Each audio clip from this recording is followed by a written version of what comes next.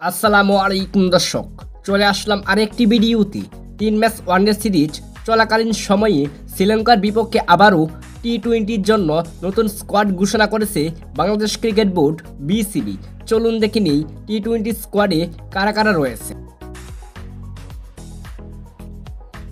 Number 1 Parvez Hossain Emon. Number 2 Tanzid Hasan Tamim. Number 3 Mohammad Naim Sheikh.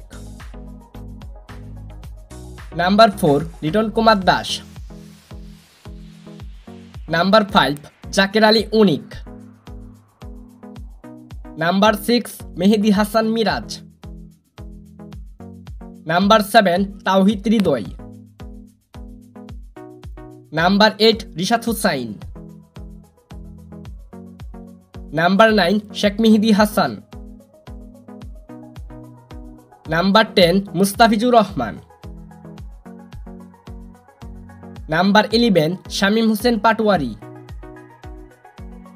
Number 12 Taskin Ahmed. Number 13 Tanzim Hasan Sakib. Number 14 Shoriful Islam.